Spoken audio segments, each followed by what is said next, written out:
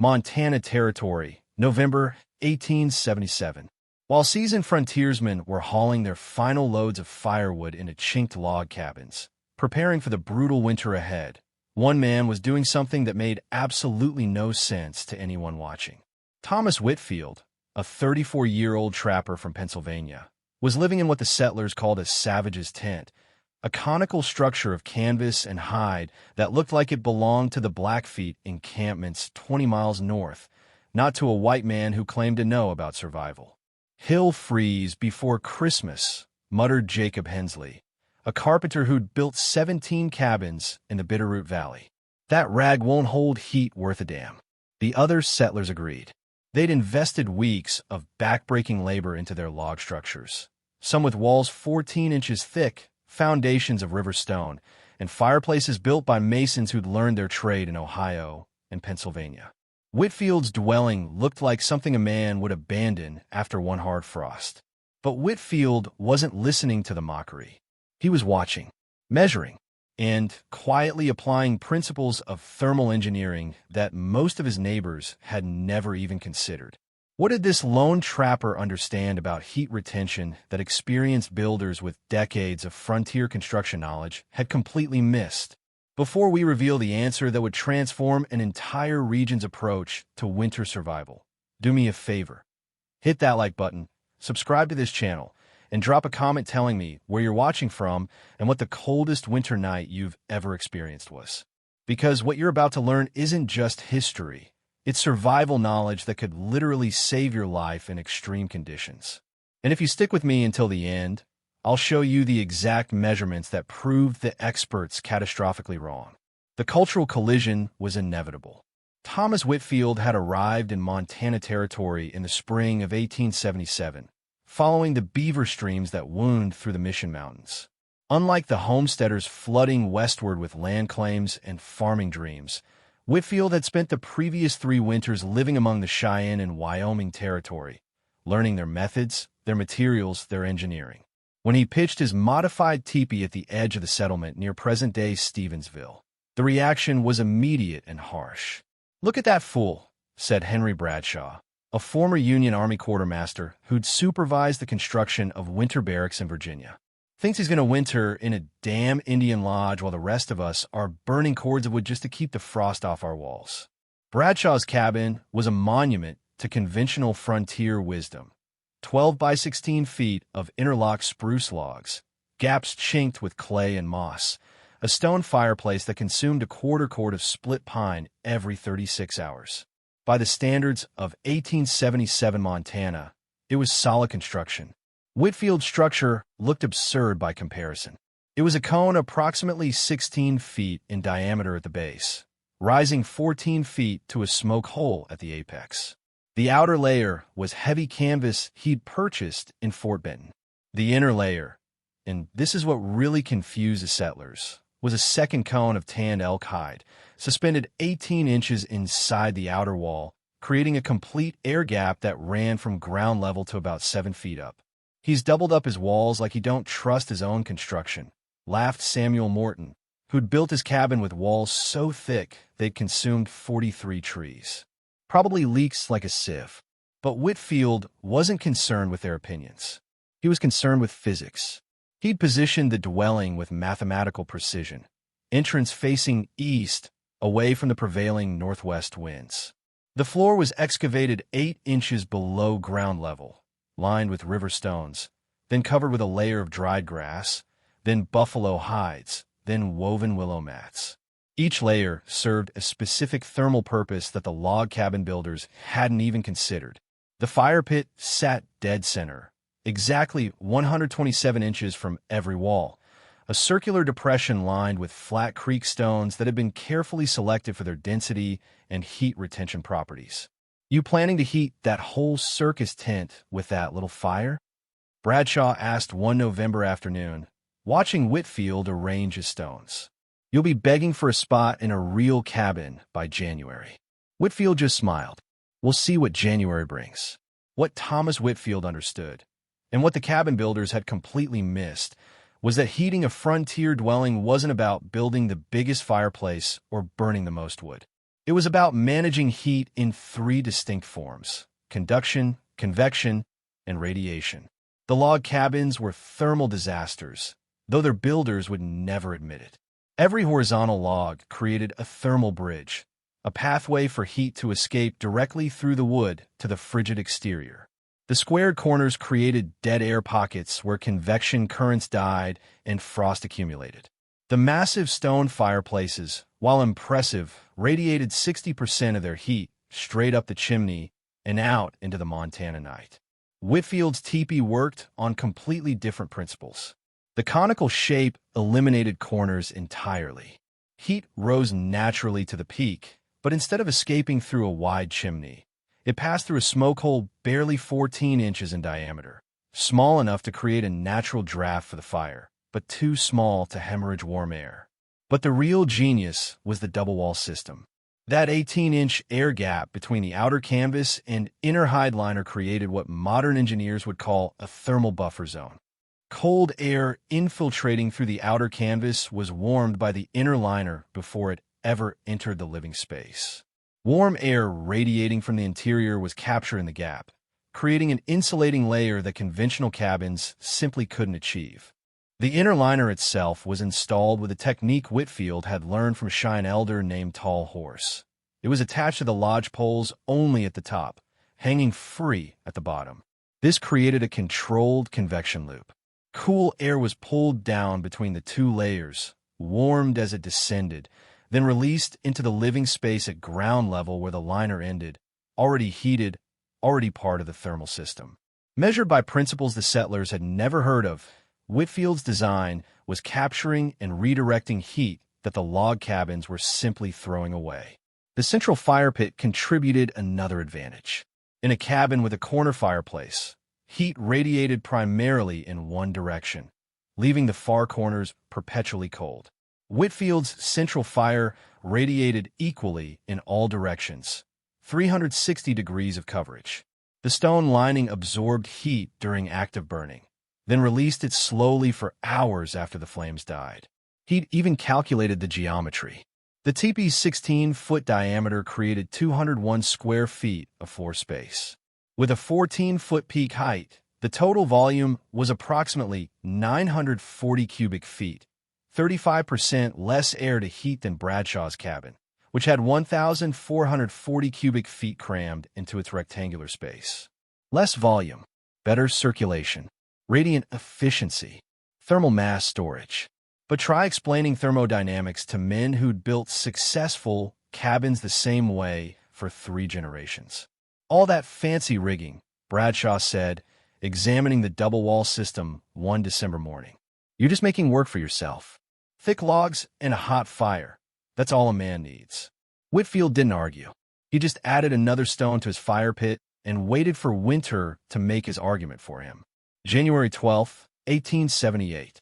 The blizzard came screaming out of Canada with a ferocity that veterans of 20 Montana winters said they'd never witnessed. By dawn, the temperature had plunged to minus 38 degrees Fahrenheit, cold enough that men's breath froze in their beards before they could exhale fully, cold enough that the sap in standing pine trees exploded with sounds like rifle shots. In the log cabins, desperation set in fast. Jacob Hensley's family was burning wood at an unsustainable rate. A full cord consumed in just 70 hours, and still the interior temperature hovered at a brutal 23 degrees Fahrenheit. Frost formed on the interior walls in elaborate crystalline patterns. The children slept in layers of every garment they owned, huddled together under buffalo robes, and still they shivered. Henry Bradshaw's situation was even worse.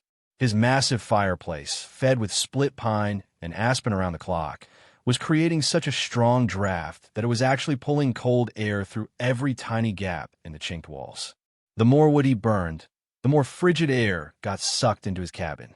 By the second night of the storm, ice was forming on the water bucket just 8 feet from a roaring fire. Samuel Morton, the man who'd bragged about his 43-tree walls, was chopping frozen splits with numb fingers, calculating grimly that his wood supply wouldn't last another week at this consumption rate. And then there was Whitfield's teepee. On the morning of January 14th, when the storm briefly cleared, Jacob Hensley made his way through hip-deep snow to check on the fool who'd chosen to winter in a tent. What he found made no sense. Smoke rose lazily from the teepee's peak, a thin, almost casual stream that suggested a modest fire, nothing like the roaring blazes consuming cords of wood in the cabins. Hensley approached the entrance, brushing aside the canvas flap. The warmth hit him like a physical force. Inside, Thomas Whitfield sat comfortably in his shirt sleeves, working on a beaver pelt. The interior was impossibly warm enough that Whitfield had actually rolled up the bottom edge of the inner liner to allow cooler air to circulate. Ow! Was all Hensley could manage. Whitfield gestured to a small thermometer hanging from a lodge pole. It read 68 degrees Fahrenheit. Outside, the temperature was still minus 29 degrees Fahrenheit. That was a 97-degree difference, maintained by a fire that consumed perhaps one-fifth the wood Hensley was burning. "The fire's barely going," Hensley said, staring at the modest flames in the central pit. "Doesn't need to be roaring," Whitfield replied calmly. "The stones hold the heat. The walls trap it. The shape moves it where it needs to go. Been comfortable for 3 days now on about 6 hours of burning per day." Hensley did the math in his head. 6 hours of fire, maybe 12 pounds of wood per hour. 72 pounds of fuel total over 3 days. He'd personally burned over 800 pounds in the same period and was still freezing. "You need to show Bradshaw this," Hensley said quietly. "And Morton. Hell, everyone." Word spread within hours. By nightfall, 7 men had made the trek through the snow to witness what should have been impossible. The evidence was undeniable, measurable, reproducible. The savage's tent was outperforming every cabin in the valley by metrics that couldn't be dismissed as luck or exaggeration. Within a week, the measurements were being recorded with the kind of precision that turned skepticism into stunned acceptance. Henry Bradshaw, the former quartermaster who understood logistics and supply chains, brought his own thermometer and spent 6 hours documenting the thermal performance of Whitfield's shelter versus his own cabin. The data was devastating to conventional wisdom. Interior temperature maintenance. Whitfield's teepee, 68 degrees Fahrenheit average, ranging from 64 degrees Fahrenheit to 72 degrees Fahrenheit, depending on fire activity average log cabin, 23 degrees Fahrenheit to 31 degrees Fahrenheit, with extreme fluctuations near the fireplace fuel consumption. Per 24-hour period at minus 25 degrees Fahrenheit ambient Whitfield's teepee, 144 pounds of mixed pine and aspen Bradshaw's cabin, 360 pounds minimum, often exceeding 400 pounds Morton's cabin, 425 pounds, due to larger interior volume. That meant Whitfield was achieving interior temperatures 40 to 45 degrees warmer while burning 60% less wood. But the numbers that really shocked the settlers came from heat retention testing. Bradshaw documented what happened when fires were allowed to die completely. Heat retention after fire extinction. Whitfield's teepee maintained 55 degrees Fahrenheit or above for 6 to 8 hours log cabins. Dropped below 40 degrees Fahrenheit within 90 minutes to 2 hours. The difference was the thermal mass. Whitfield's circular stone fire pit, comprising approximately 240 pounds of dense river rock, was absorbing heat during active burning and releasing it steadily for hours afterward. The stones acted like a thermal battery, storing energy when abundant and dispensing it when needed. The log cabins had stone fireplaces, yes, but those stones were radiating most of their heat up the chimney, not into the living space. The convection system made an equally dramatic difference. Jacob Hensley, who'd studied basic mechanics in a Pennsylvania schoolhouse, sketched diagrams trying to explain what he was observing. In Whitfield's teepee, warm air rose to the peak, spread laterally across the inner liner, then descended along the outer walls in the buffer zone. Cool air was pre-warmed before entering the living space. The result was continuous, gentle circulation with minimal temperature stratification. In the cabins, hot air pooled uselessly against the ceiling near the fireplace, while frigid air sat heavy along the floor and in the corners. The temperature difference between ceiling and floor in Morton's cabin measured 34 degrees, an absurd inefficiency. Even the geometry contributed measurable advantages.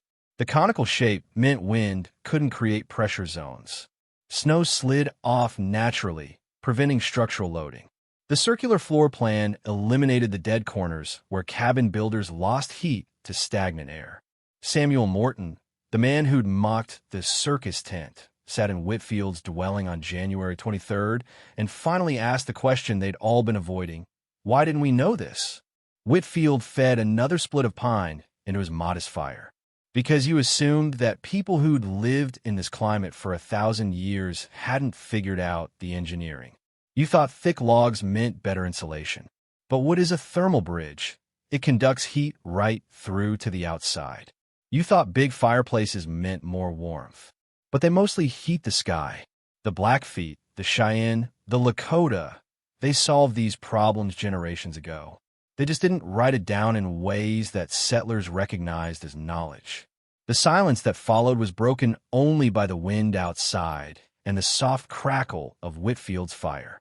Engineering, it turned out, wasn't about showing dominance over nature. It was about understanding it well enough to work with its principles instead of against them. By February 1878, the question was no longer whether Whitfield's design worked. The question was how fast the community could learn to replicate it. Spring arrived in Montana Territory with the kind of gentle warmth that made the previous winter feel like a distant nightmare. But the lessons of January 1878 hadn't faded. On March 17th, Jacob Hensley became the first settler to approach Thomas Whitfield with a request that would have been unthinkable 4 months earlier. "I want to learn how to build one of these properly," Hensley said, standing outside Whitfield's teepee as meltwater dripped from the pines. "Not just for myself, for my boys, so they know there's more than one way to survive out here." Whitfield nodded slowly. "You'll need to learn from someone better than me. The real knowledge belongs to the people who perfected this over centuries." Within 2 weeks, Whitfield had arranged something unprecedented in that corner of Montana Territory. A formal teaching exchange with a Blackfeet band camped along the Jocko River. 3 elders, 2 guns, Standing Wolf, and a woman named Beaver Woman agreed to demonstrate proper teepee construction in exchange for iron tools and wool blankets. What followed was a masterclass in engineering that the settlers would reference for decades. Beaver Woman explained the critical importance of the inner liner installation, showing exactly how the suspension system created the thermal buffer zone. The liner must hang loose at the bottom, she demonstrated, using a teaching lodge they'd erected specifically for instruction. If you tie it down, you kill the air movement. The warmth must flow. Standing Wolf taught the mathematics of lodge pole selection. 15 poles for a 16-foot dwelling, each one precisely 22 feet long, peeled and fire-hardened at the base. "The angle matters," he said, demonstrating the 67-degree pitch that created optimal smoke draw. Too steep and wind pushes smoke back down. Too shallow and heat escapes too fast. 2 guns focused on the fire management system that Whitfield had replicated. He showed the settlers how to select stones. Dense creek stones that held heat without cracking, arranged in a specific pattern that channeled radiant energy outward rather than allowing it to escape downward into the earth. "You see these stones?" 2 guns said, pointing to the flat river rocks forming the pit's outer ring. "They reflect heat back into the lodge. These inner stones, the round ones, they store it. Different stones, different jobs. This is not accident. This is knowing." By late May 1878, 7 families had constructed modified winter lodges based on the Blackfeet instruction. They weren't abandoning their log cabins entirely. The cabins still served for storage, livestock shelter, and summer living. But for winter survival, the thermal efficiency of the teepee design was simply too significant to ignore. Henry Bradshaw, the former quartermaster who'd once called Whitfield a fool, became one of the most enthusiastic adopters. He documented his construction process with military precision, creating diagrams and measurements that he shared freely with new settlers arriving in the valley. His notes from November 1878 recorded the transformation. Erected lodge 16 feet diameter, 14 feet peak height, following Standing Wolf's pole arrangement exactly. Double wall system installed per Beaver Woman's instruction. Stone pit comprises 267 pounds creek stone, selected for density. First cold night, exterior temp 4 degrees Fahrenheit. Maintained interior 61 degrees Fahrenheit with modest fire. Wood consumption approximately 1/3 previous winter's cabin usage. The efficiency is undeniable. Samuel Morton, who'd bragged about his 43-tree cabin, took a different approach. He combined technologies, adding an interior liner system to his existing cabin while maintaining his traditional fireplace. The results were measurable but modest, perhaps a 15% improvement in fuel efficiency. The fundamental geometry of the square structure simply couldn't match the conical design's convection properties. By the winter of 1878 to 1879, 23 modified shelters based on native engineering principles were in use within a 50-mile radius of Stevensville. The local trading post began stocking canvas specifically for teepee construction. A carpenter named William Jessup started offering specialized lodgepole preparation as a service. The social transformation went beyond construction techniques. Families that had previously viewed native peoples solely through the lens of frontier conflict began recognizing them as engineers, as teachers, as holders of sophisticated environmental knowledge. It wasn't universal. Prejudice and violence still defined much of the frontier relationship. But in this particular valley, at this particular moment, survival needs had created a bridge across a cultural divide. Two Guns summarized it with characteristic directness during a December visit. You thought we were primitive because we lived in skin houses. We thought you were stupid because you burned so much wood to stay cold. Now you learn. Maybe both sides were partly wrong. The validation came during the winter of 1879, when temperatures again plunged below -30 degrees Fahrenheit for a week-long stretch. The families using the improved designs weathered the cold with confidence. Wood supplies that would have been exhausted in previous winters lasted comfortably. Children slept warm.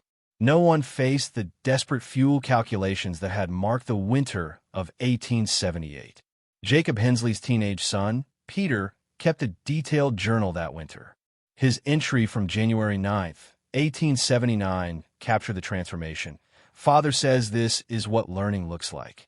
Not just accepting what you're taught, but being willing to recognize when someone else knows better. The Blackfeet weren't showing us a trick. They were teaching us engineering we'd been too proud to see. If you're finding value in this knowledge, techniques that literally saved lives and transformed a community, show your support by hitting that like button and subscribing. Drop a comment telling me what traditional knowledge from your region has been forgotten or dismissed. Because this story isn't just about Montana in 1878. It's about what we lose when we assume progress only moves in one direction, and what we gain when we're humble enough to learn. The winter shelter revolution in Montana's Bitterroot Valley didn't end with the 1870s. By 1885, modified teepee designs and hybrid structures incorporating native thermal engineering principles were documented across western Montana, northern Idaho, and even parts of Wyoming territory. The knowledge spread through settler networks, through word of mouth, through the pragmatic recognition that survival trumped cultural prejudice. Thomas Whitfield himself moved north in 1881, continuing his trapping work along the Milk River. But he left behind something more valuable than pelts or trade goods. He'd left a community that had learned to question its assumptions about knowledge and progress. The ironies ran deep. These were settlers from the industrialized East, from regions with universities and technical schools and published engineering treatises. They'd arrived in Montana with confidence in their superior knowledge, their advanced civilization, their modern methods. And they'd nearly frozen to death while dismissing as primitive an engineering solution that was demonstrably superior in every measurable way. The thermal efficiency of the teepee design wasn't magic or luck. It was physics rigorously applied over centuries of observation and refinement. The Blackfeet, Cheyenne, Lakota, and other Plains peoples had conducted the largest long-term thermal engineering experiment in human history. Hundreds of generations testing materials, geometries, and heat management strategies in some of Earth's harshest winter conditions. They'd solved problems that European-trained builders hadn't even properly identified. The conical geometry that eliminated thermal dead zones. The double-wall convection system that pre-warmed incoming air. The central radiant heating that distributed warmth equally. The thermal mass storage that extended heat retention for hours after active burning ceased. The adjustable smoke hole that balanced draft and heat loss. Every element served a specific, calculated purpose. Modern building science, with its sophisticated instruments and computer modeling, has since validated what those communities knew empirically. For mobile or temporary structures in extreme cold, the teepee design achieves thermal performance that conventional rectangular architecture simply cannot match at equivalent material and labor inputs. Contemporary off-grid builders and survival specialists have rediscovered these principles, often without knowing the historical precedent. Canvas wall tents with interior liners. Conical emergency shelters. Thermal mass heating systems. The engineering is sound because the engineering always was sound. The lesson extends beyond shelter construction. What happened in Montana Territory in 1878 was a small-scale demonstration of a pattern that has repeated throughout human history. The dangerous assumption that indigenous or traditional knowledge represents a primitive stage that progress has surpassed. In reality, traditional knowledge often represents deeply sophisticated solutions to local environmental challenges, solutions refined across time scales that modern engineering, for all its theoretical power, simply cannot replicate. The Blackfeet understood thermodynamics not through abstract calculation, but through the empirical method applied relentlessly. Build, test, observe, modify, repeat across generations. Their textbook was survival itself. Their laboratory was winter. Their peer review was life and death. When Henry Bradshaw documented his first winter in a properly constructed lodge, he included a note that modern readers should consider carefully. I had thought knowledge flowed in one direction only, from civilization to wilderness, from the educated to the primitive, from those who read to those who remember. This winter has taught me that wisdom lives wherever careful observation meets hard necessity. The Blackfeet had been engineering thermal efficiency while my ancestors were still burning forests to stay barely warm in drafty castles. By the early 1900s, as railroads brought conventional lumber and coal heating became economical, the widespread use of teepees among white settlers declined. The log cabin, with its cultural cachet and permanent foundation, reasserted itself as the dominant frontier architecture. But the knowledge didn't disappear entirely. It lived in family histories, in regional building practices, in a hybrid designs that incorporated thermal mass principles into more conventional structures. And it lived in the broader recognition that engineering sophistication and cultural advancement were not synonymous. Thomas Whitfield died in 1903, largely forgotten by the broader historical record. He left no published writings, no patents, no formal legacy. But in the Bitterroot Valley, his name remained attached to a simple idea, that survival depends less on the tools you bring than on the wisdom you're willing to learn.